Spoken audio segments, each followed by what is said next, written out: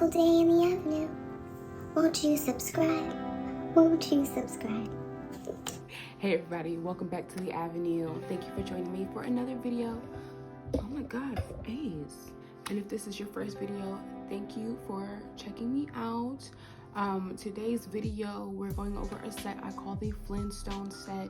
Basically what I did was an array of different designs on all 5 of my fingers, and kind of did those same designs on the opposite hand as well, just not on the exact same finger. So follow along, let's get into this tutorial, guys. So per usual, when I'm starting a set, I had no idea what the F I was gonna do. So what I took out decals. I didn't take out decals, I lied. I took out glitter, I took out foils, which were an epic fail. I took out stones and a bunch of different polishes because I just didn't know what I was gonna do. So I was like, if I stare at this stuff long enough, I'll figure it out. But into the video now, or into the tutorial now, I started off with my left hand being appraised. We did some practice at my job, and so my left hand had appraised and it had this pretty pink polish on it. But since I was about to do something different, I completely took that off. This was actually my first time really using a silicone bit on myself, and I have to say I loved it. I really like the silicone bits. I'm probably gonna invest into getting some more of those, because I'm pretty much just use diamond bits for the most part. I almost never have to use a carbide bit because typically I just use that for removal. But the silicone, y'all, works phenomenal. And then we get into our regular prep process. On the opposite hand, pushing back eponychium, removing cuticle, and making sure that our nail bed is completely dry and free of any oils. This bit here, so like this is my most current and up-to-date process. This bit here I absolutely love, and I'm gonna get close up on it for what it does to the nail, because it is so small, and it is like, I don't know, maybe I feel like it's perfectly shaped for everyone's finger. I use it on small fingers, big fingers, it doesn't matter. I don't have a problem with it. But it is able to get into all those nooks and crannies and all the little crevices on the back half of that finger, because you want to make sure, like I said before, you're pulling that finger back, and you're getting in those side walls, you're getting all of that dead skin up. And because this is a diamond bit, you can also use it on your skin and it's safe. And then after I do that, I used to use honestly a diamond bit on my nail bed. Now I just use a buffer because you really don't need to drill into the nail. That's what I've learned, what a coworker actually showed me. She doesn't drill into the nail, she just uses a buffer to get all the oils off, and she has no problem with her nails lifting. Her clients come back 2-3 weeks and it's still on. And then the next part is that I start off prepping my forms, removing the backs of just 5 of them and setting up those 5 on piece of paper. So like if this was in front of a client, I would do the same thing. I would set up my 5 forms to get ready to go, have them on my paper next to me, and put 2 on at a time. I had recently gotten Young Nails' new cover line. They came out with 3 new colors, and they are, I'm going to show you. These are in the order I'm showing you in the video.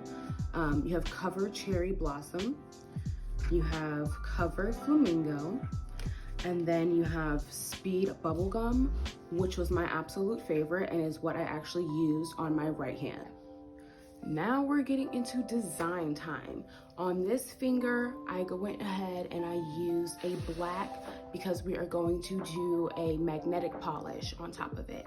I believe I used Model 1s. Let me see, because I have it right here. Yeah, I used their Model 1s 9D Galaxy cat eye polish in the color,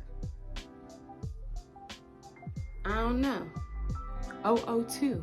That's the color, 002. It's freaking beautiful. But as you see, as I was doing them, I messed up and I kind of highlighted the whole thing, and it didn't do any of the magnetism that it was supposed to be doing. So if you do that and it happens to you, it's an easy fix. Just go back over it with the original polish brush, not the black, but the actual magnetic polish, and the whole thing comes right back.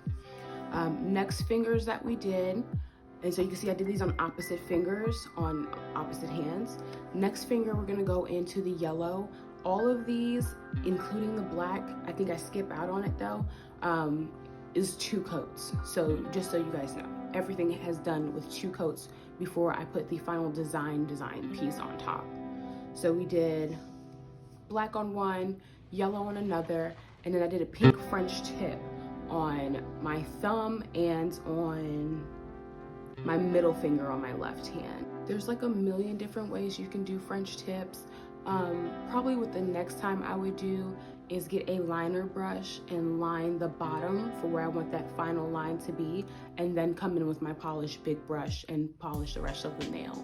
I think that would have been a little bit cleaner, but for me, they were very clean. They look very nice. I did clean them up after with alcohol and my little cleaner brush, but my little cleaner brush is dingy, so we could do better, you know? And then this finger, this is like everyone's favorite.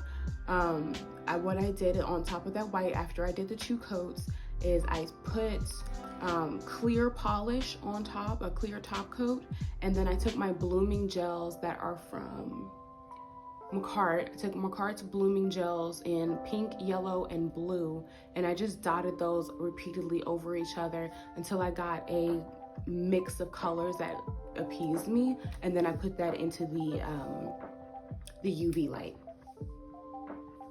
And those, so back to those French tip nails that we did, I went over and I did exaggerated tiger stripes. I'm trying to get better at some of my like animal prints, so I tried out some tiger stripes. For the most part, if you're trying to do that, get a very small, thin liner brush, and it's all about the amount of pressure that you put down on the brush as how big the line will be. Then on this finger, I didn't catch it on camera because my whole finger was out of focus, of course, but I put purple down twice, and then I tried it out with gold, but I didn't like the way the gold looked with the stamper. So then I went back with a white, and I stamped out some flowers and butterflies with white polish. And you have to be very careful with that because it's not gel, it's not gonna cure, it has to actually dry. So when you use those, make sure you're happy with whatever it looks like, have a cleaner brush ready, and when you are cleaning your stamper, use tape. Never, never, ever use alcohol on your stamper. It will ruin it forever. And then with those yellow nails, now we're back on the yellow nails. What we did with those was just dots. I just did random dots all over. I tried to start with like 3, 2, 3, 2, 3, 2, but it wouldn't have made sense, and it just wouldn't have looked as good, I think, if I just did 3, 2, 3, 2, 3, 2 all the way up. I think it looked a lot better as just doing random dots all over. Now the last part, adding jewels. So I used my IBD gel, and if you are going to use gel, honestly, it's a great adherence for big gems. But if you're going to do that, you need to make sure you kind of wrap it like a blanket or like a taco, completely in gel. So like, as you can see with my thumb that I did here, so I put the gem down and then let that cure, let that bottom set and cure. And then I took it back out and I went around it to encase it pretty much in the gel. And then I did the same thing with the one I had on my middle finger and the ones that I had on the purple stamper fingers, which I love because you can't really tell, but they're dangly ones. They like dangle off of the finger. So I thought that was really cool. And so you'll see me top coat every finger except for the white, because I felt like since I'd already top coated it and I put that stuff in it, it was already top coated. So what was the point of wasting top coat and doing that all over again, right? Okay, boom, y'all. Boom, baby. Final looks, guys. These are the last looks of exactly how my nails turned out.